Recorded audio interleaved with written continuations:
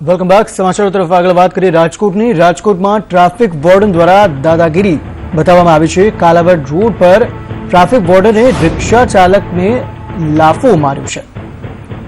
રાજકોટના KKV road પર રિક્ષા ચાલકને માર માર્યો છે। રિક્ષા ચાલકને ઢસડીને માર મારવામાં આવ્યો। ટ્રાફિક વોર્ડનની દાદાગીરીનો વિડીયો વાયરલ બન્યો છે। અગાઉ ગેરેજ સંચાલકને પણ માર મારવામાં આવ્યો હતો। આ અંગે વધુ માહિતી આપી રહ્યા છે સંવાદદાતા રહીમ લાખાણી। રહીમ, જણાવો શું વધુ માહિતી મળી રહી છે આ મુદ્દે?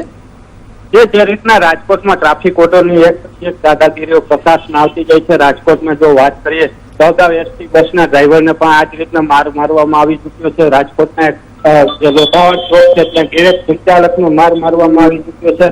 તો બીજી બાજુ જે અત્યારની જે ઘટના સામે આવી છે કાલાવડ રોડ ઉપરના કેકેવી ચોક પાસેની, જ્યાં ટ્રાફિક વોર્ડન દ્વારા જે રિક્ષા ચાલક છે તેને પકડી બહાર ખેંચીને લાઠીઓથી મારવામાં આવી રહ્યો છે। ત્યારે રિક્ષા ચાલક માફી માંગી રહ્યો છે। રિક્ષા ચાલક કહી રહ્યો છે કે મારો શું વાંક છે, છતાં પણ તેને સાંભળ્યા વગર ટ્રાફિક વોર્ડનો દ્વારા તેને માર મારવામાં આવી રહ્યો છે। છતાં આવા અનેક બનાવો હોવા છતાં પણ પોલીસ કર્મચારી કહી શકાય કે જે આ ટ્રાફિક વોર્ડનો છે તેમાંથી મોટા ભાગના જે પોલીસ કર્મચારીઓના પુત્ર હોય છે તેને લઈ અને પોલીસ પણ કોઈ કાર્યવાહી કરતી નથી।